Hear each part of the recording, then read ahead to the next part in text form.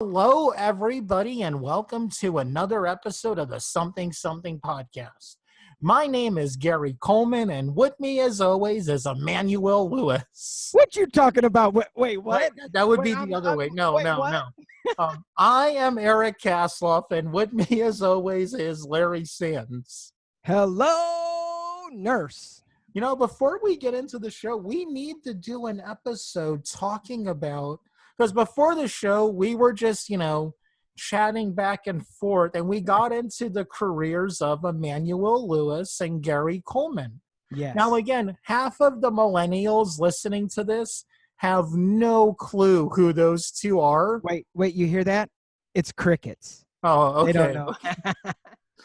But they were a big part of art growing up, man. Webster and Different Strokes. Yeah, and you were reading their filmographies and stuff, and I mean, everybody forgets as an actor, you start somewhere, right? So you start in little bit parts, and back then it was, and this is like going to be Fantasy Island, and there was like, I know this was even like after Fantasy Island, but like Dallas, and then there was a Love Boat, right? So there were things that Gary Coleman and Emmanuel Lewis were on before they got their big gig, before they got their big break, right? Again, So in it's fact, always interesting. when I get out of my surgery, we need to do this episode. Yes, we do. Yes, I agree. So Eric, what is going on with you and Hillsborough Road? Give us an update. The script is completely done now. Our good friend Rebecca fixed all my spelling errors and helped me with that a lot. Shout out, what up? Yeah, so that is completely done. Now the next step is doing a short film. Now the hard part with all this, again, if it's your first time listening, Hillsborough Road is my 1980s throwback slasher movie. The pitch video will be in the link as always. And doing anything with this is hard because it costs a lot of money to do this. So the short is also going to be set in the 80s, and it's going to be on both YouTube channels, on my personal channel, and probably the making of on this channel. Yes. Very cool. I don't want to give anything about that away. You'll have to wait till it's done. So yeah, a lot of cool things are coming. Yes, and actually we were talking about marketing. I mean, the thing about the 80s is you can do so much stuff with it, and yes, it's quite, it could be quite expensive, but man, oh man, the things that we could do, it's going to be great. The promotions are going to be so much fun. In fact, the Kickstarter or Indiegogo perks we're going to have are going to be awesome. Yep. Hey, who else may be interested in talking about movies and independent film and working with actors and writing scripts? Emmanuel Lewis? Close. No, our next guest for the show this week. So everybody, I would like to introduce Param Gill. Hello? Hi, thank you. Thank you for having me on your show. You are welcome. I'm so happy you didn't hang up after hearing us talk. That was my big... I found it very amusing. Good. I think you're the only one besides us. No, I'm not joking. Anyway, so what I'd like to do, I'd like to welcome you to the show. Thank you for being a part of the Something Something podcast. I don't know if you're familiar with our podcast. It's all about the creative life. Every creative person has a double life almost. They have their normal life, which they have if they are unfortunate enough to have a day job, then they're doing that. And then at night and on the weekends, anytime they have, then they're working on their creative life. So what we like to do here is we like to talk about the creative life and how that intersects with your living life, I guess. So tell us a little bit about who you are, Param, in terms of being a creative person? I know you're a director, you're a writer. What else do you do? Well, I'm one of the 7.5 billion inhabitants of this planet. I am a filmmaker and also a practicing dentist. Oh, wow. As you said, there is a mainstream of life where we need to feed our families, pay our bills. So I do that with dentistry. And when I'm not doing dentistry and not stealing ideas from my patients, I am writing my scripts, developing my movies across the globe. I have made 2 movies in Indian film industry. I have a project in development in China, and I've done 2 Hollywood movies. And so I have been balancing these 2 extremes. One is running a family, another is running the creative factory inside my head. Wow. And in your spare time, maybe getting an hour of sleep? Yeah. That- That's always a huge effort. That is absolutely amazing. Okay, so one thing that comes to mind, I don't know if, Eric, you might have seen it. Param, I don't know if you've seen it, but it's Little Shop of Horrors. Oh, yes. Oh, yes, I love it. In fact, I have written a script.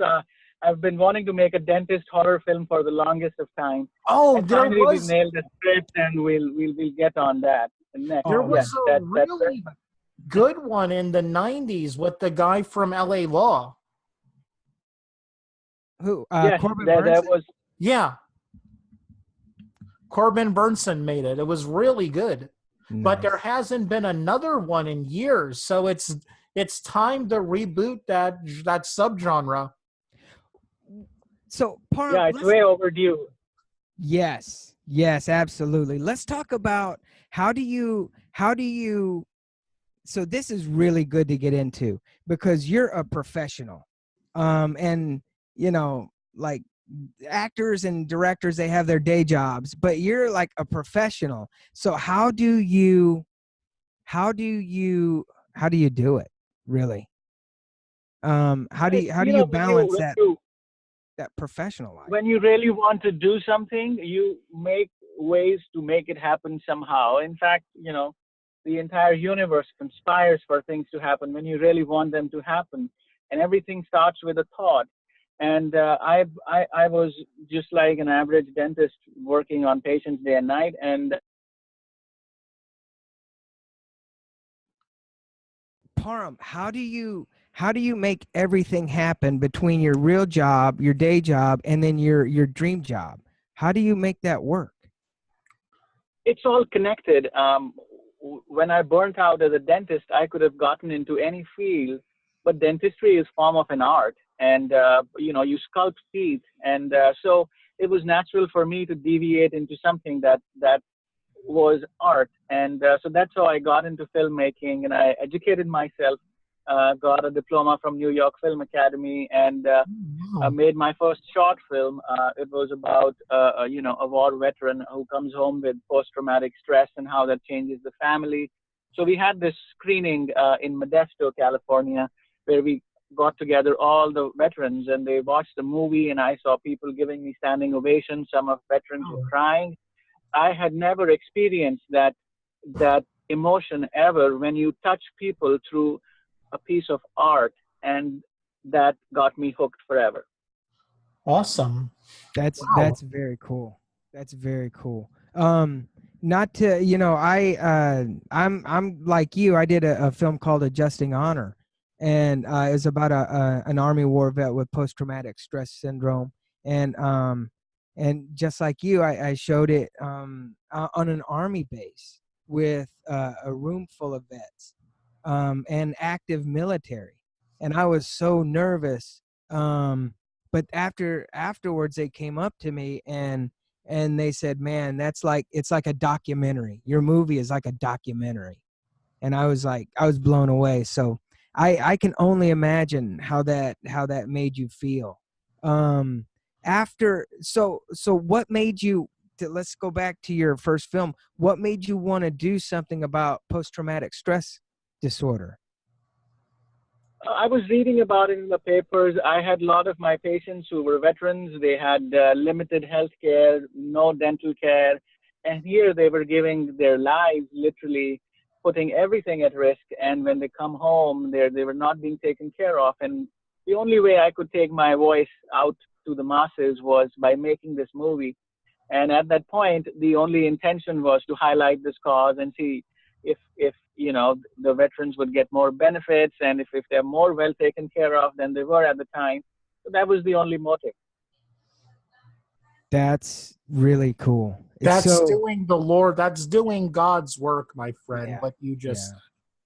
Yeah. That's very cool. That some people talk about, we've been really fortunate. Some people talk about doing stuff, but other people, Param, like you, really go out and do it. So I congratulate you on doing that and picking a subject that, well, I mean, it seems like it inspired you. And that's what inspires, I think that's what inspires everybody. And we talked about this the last podcast, but how often, and I know I'm jumping back and forth, but my mind is racing. How often are you inspired by your patients, Param?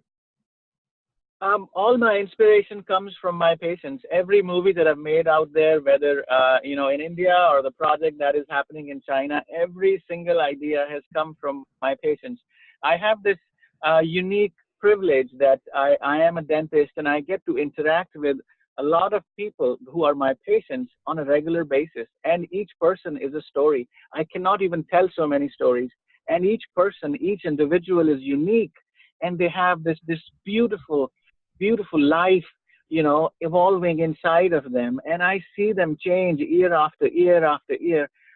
So all the inspiration comes from these real people that I interact with. And I tell you,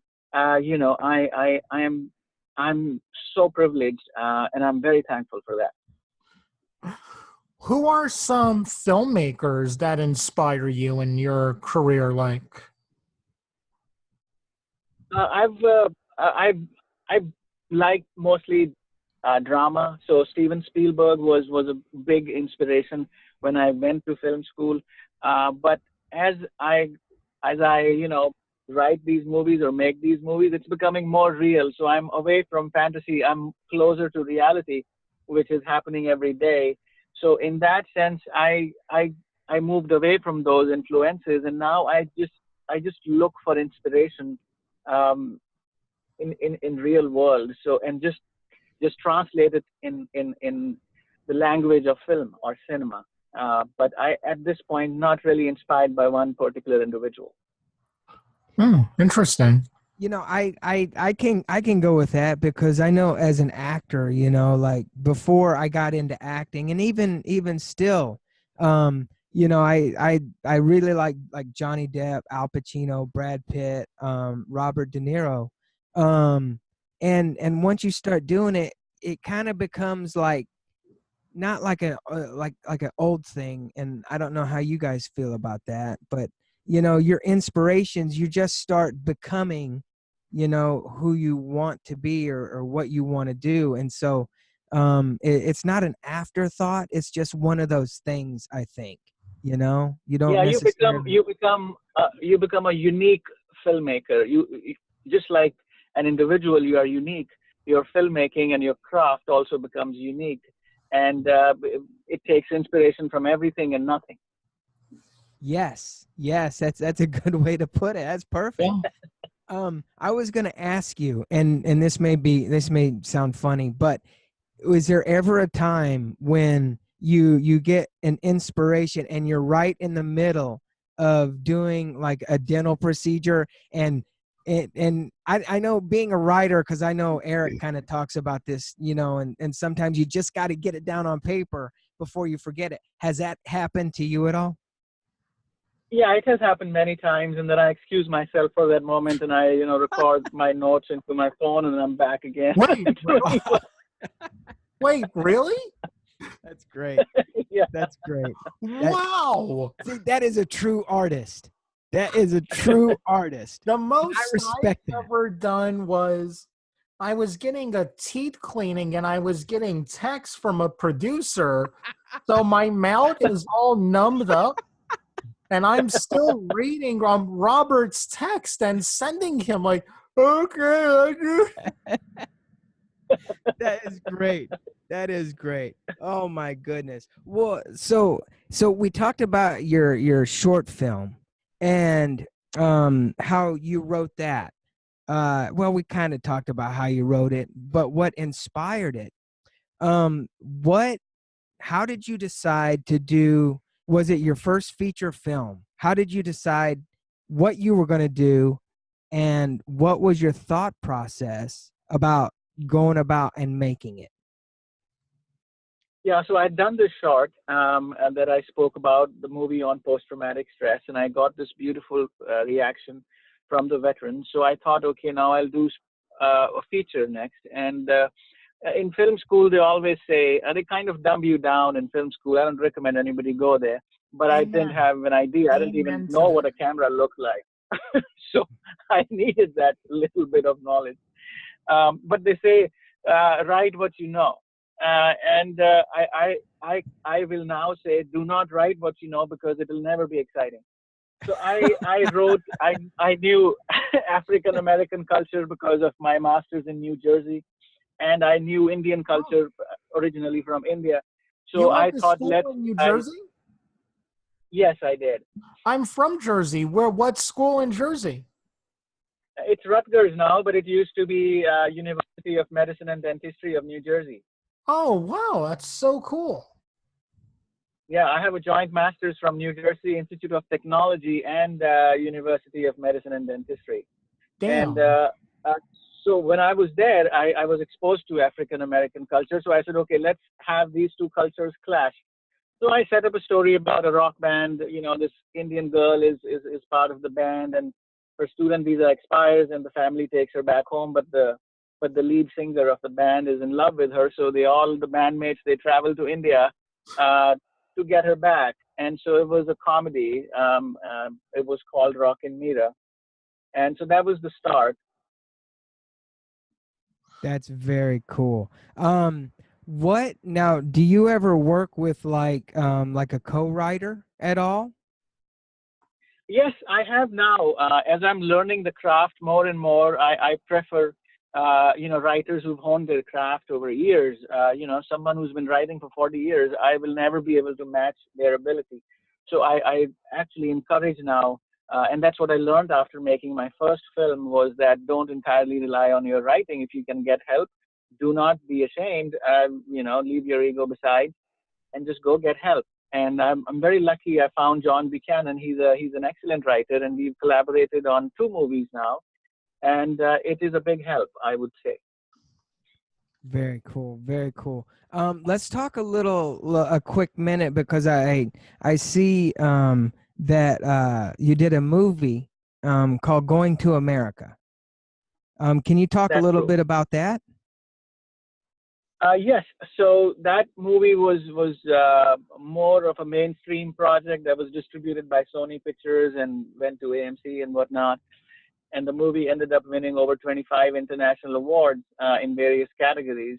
Eddie Griffin played the lead, and we also had late Penny Marshall in that movie. So Wow. it was about two mad men who escaped from a mental hospital and want to make a movie with a video camera. So the mental hospital has got a video camera to record, to make sure that all the inmates are taking their medication. So these guys are absolutely fascinated with it, and so they steal the camera and they go out there and they want to make a movie.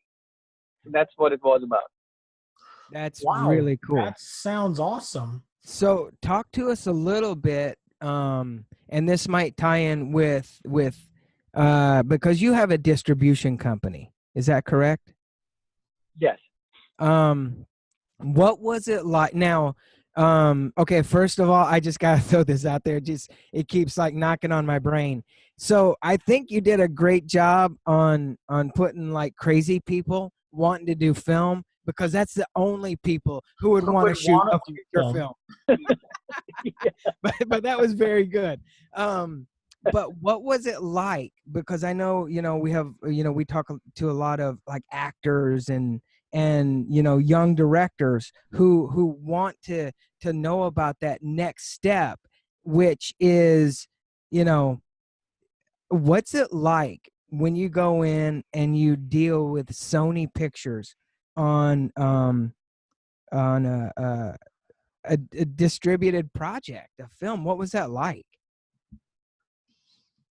It is not as hard as it seems. It actually depends quite a bit on your project, and it also depends on name talent. If you have name talent in the movie, that makes a big difference, because there is huge output of movies out there, and it is humanly impossible for very limited number of studios, which you can count on your hand, to actually be able to process them all. So that is why distribution has become this big deal. But if you have the right people in your movie, and if you know the right people in distribution circles, and if your project has the legs, then it is not that difficult. And I think genre has a lot to do with it also. Mostly name talent. Just because there are so many movies being made, if you do not have a name talent in your movie, then you're not taken very seriously, regardless of what you have.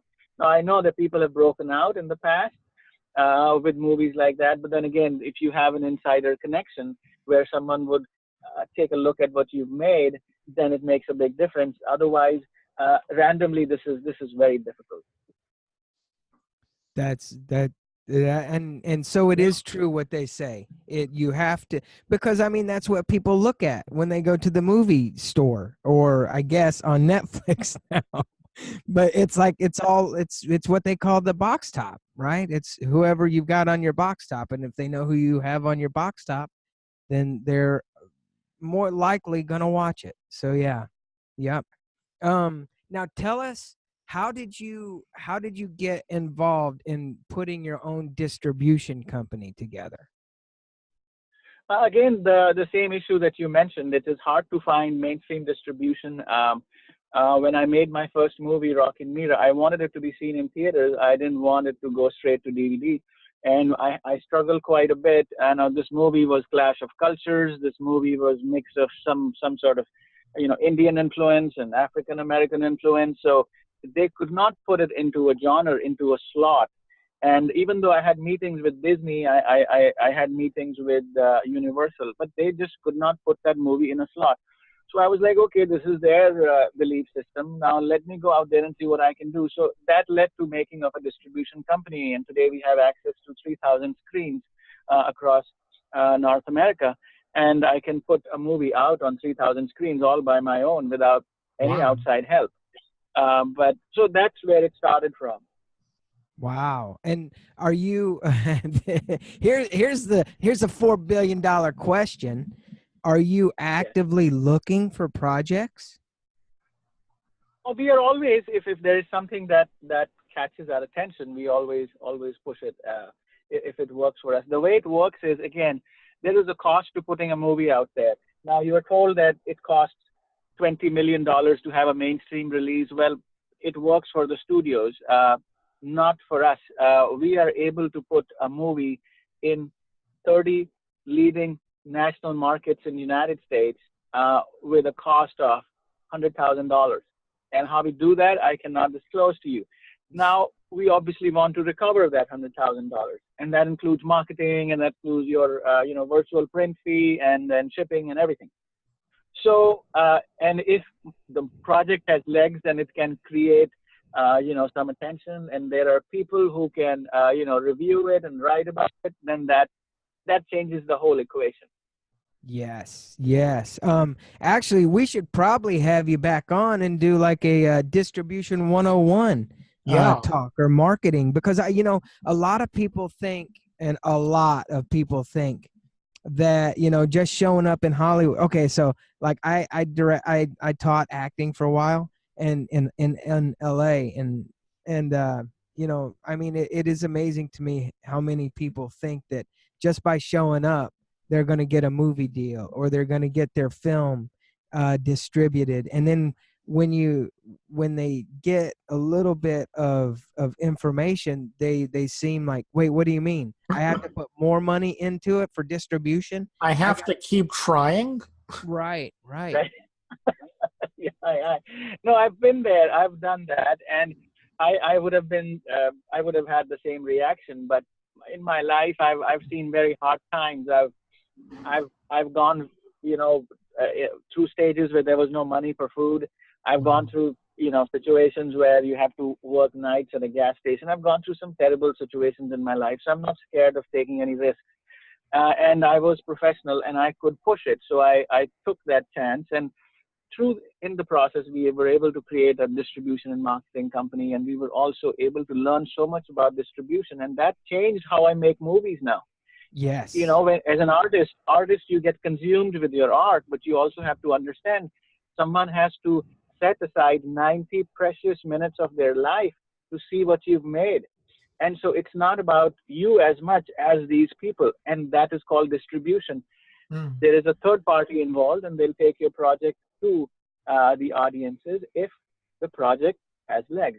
Everyone wants to make movies. At that point, it's pure business. Yeah, that's the best way to put it. What obviously are you were you are you from the United States? Yes, I'm a U.S. citizen, but I was born in India and I was Perfect. educated in New Jersey.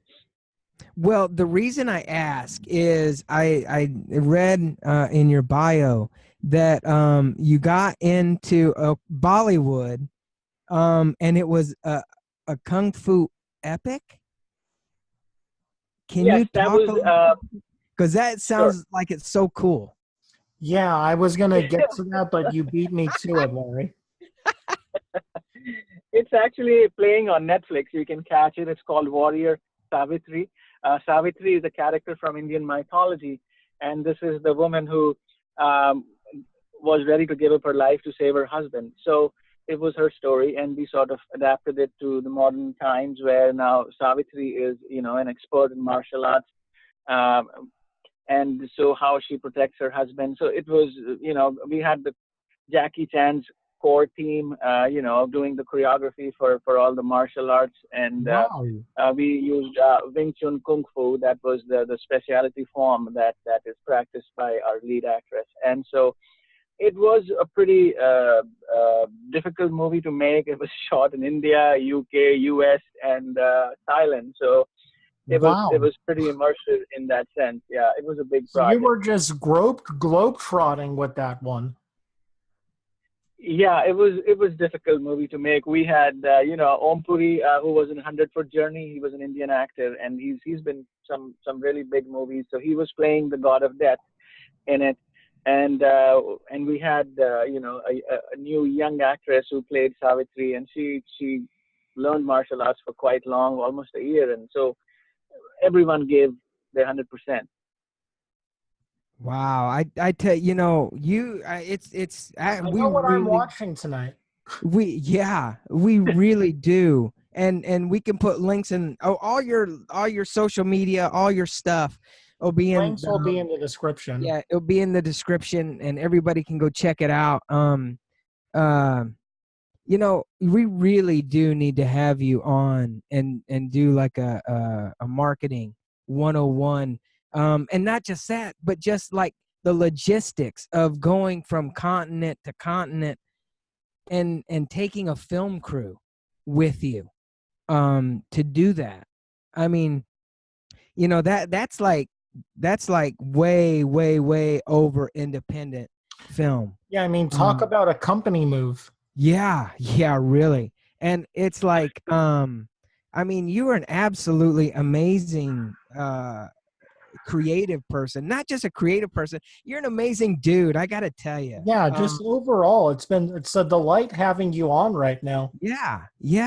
So What thank you are for your kindness. uh hey, no problem, man. I mean, you know, yeah. What are some of the next projects you got coming up? Well, you know, I'm not into politics, but a patient of mine, the day Trump was elected president, he said, "Oh, he must have exchanged his soul with devil to become president." So I was like, "What? So why are you guys so upset about a gentleman becoming president? Half of the country has voted for him." But that gave me an idea to find the comedy in how he operates and how he goes about. And so that led to my next movie that we are now filming. So it is essentially a comedy about our honorable president. That's very, that's very interesting. And normally, obviously, like we're not like a political bunch here and we don't like talking about it, but um I think I'm like super interested in watching your film. Um and again, it's like you just said it, you got this inspiration from one of your patients. And I think that takes a lot of talent to just find inspiration in everything. Is that safe to say that's a kind of person that you are, though? Yes, I see. Life is constant learning. The day you stop learning, you start degrading as a human. So I try to, update my learning, and my patients are teaching me a lot of things that I don't know about life, about various topics, about various issues. One cannot be master of all. So, and there are these patients who are masters of these different areas, and I learn from them. And I actually wanted to, get into horror movies, and given all this uh, research on distribution, especially for my own company, my partner wanted me to make a horror movie. But my patients, they come and I see them in pain, and going to America was a big hit among my patients. Why? Because it's a comedy, makes them laugh, makes them happy. Yep. So, for that reason, I'm now looking into comedy more so than I ever did, just making people laugh. Yeah, the bulk of what I watch, honestly, it's 51% horror, 49% comedy. Nice. Right. And even at There you that, go. the kind of horror I watch mainly is slasher movies, and those are pretty much slapstick comedies with decapitations. Honestly, And another that's I another admit that. unexposed sorry to cut you off, but another unexposed genre for whoever is listening to your show is horror comedy. There are very few horror comedies, and whenever you have a horror comedy, and even if you have a cameo of a known talent in there, it will have huge distribution value. Oh, trust me, I know. I have bought in crappy movies just because Bruce Campbell's in it for a scene. Or like Renea Quigley. I could go on and on. Oh, they're in it for a second. There's a picture of them, but That's how it's done. yeah. But we also have a connection. I read a lot of scripts.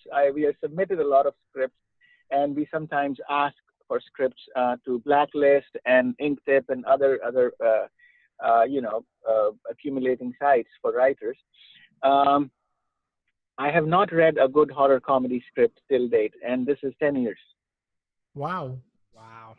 Wow. Well, it's just if it isn't Evil Dead 2 or Shaun of the Dead, those are like the high marks of horror comedy. And if you don't come close to those two movies, it's going to suck. It's difficult, but see, where there is a deficiency, there is an opportunity. So, for everyone out there, if you can make a good horror comedy, I mean, yeah, everyone will want it. Cool. Note taken. I'm starting to write as we speak. So, Param, what is like? Speaking of horror stories, is there a story? And you don't have to name names unless you want, but everybody in the business seems to have like a first time horror story, or they've heard of actors or producers that have gone crazy on set.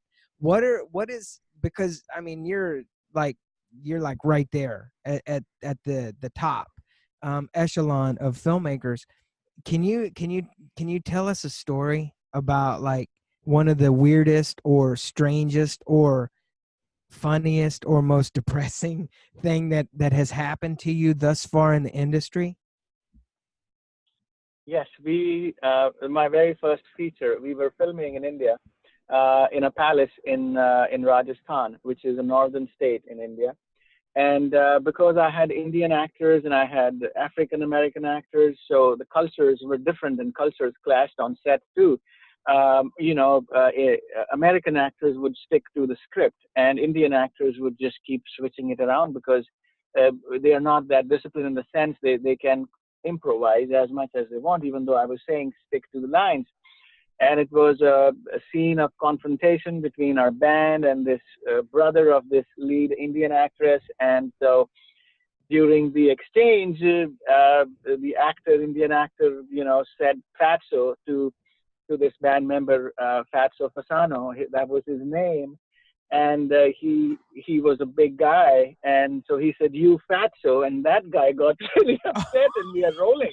And this is 35 movie, this is not digital or video. And they almost got into a fight, and nobody knows that they are actually fighting except me. And then I ran, cut, separate. Wow. They were fighting as I was rolling. So that was my horror story. that is amazing. I tell you. As we wrap up, I have to tell you. I mean, Eric, I don't know if you agree with this or not, but we've been really fortunate in talking to people that not only keep us entertained but also inspire. I know me.